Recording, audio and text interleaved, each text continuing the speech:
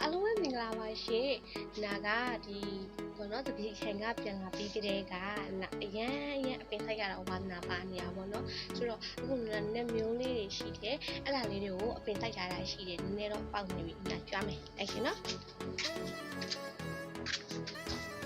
တန်တန်ဒီမှာပါရှင်ဒီပင်လေးတွေပေါ့နော်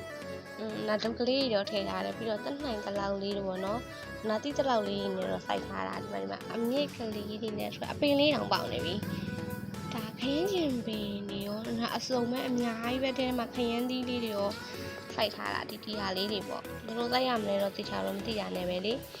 ဖွဲလေးတွေရောကြက်ဥလေးတွေရောကိုတိတလောက်လေးတော့ရှာစိုက်ထားတာပြီးတော့ကဒီမှာဟိုပဲ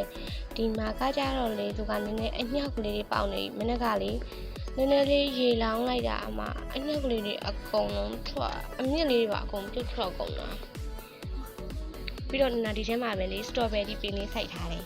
ဒါကတော့ဝါသနာပါတာပေါ့နော်ဒီပင်စိုက်တာလေးနဲ့ဝါသနာပါတယ်ဒီမှာပါရှင်အဲ့တော့လာတယ်ချစ်စရာလေးတွေဒီမှာဟိုပေးပါ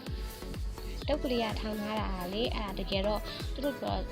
ခရမ်းကျင်ဒီပင်ကကြတော့တဲ့အနွယ်တက်တယ်ဆိုလို့လေအာနာအနွယ်တက်လို့ရှင်တက်လို့ရအောင်ဆိုပြီးတော့ပိုက်လာတာဟုတ်တော့မသိသေးဘူးဒီမှာပါရှင်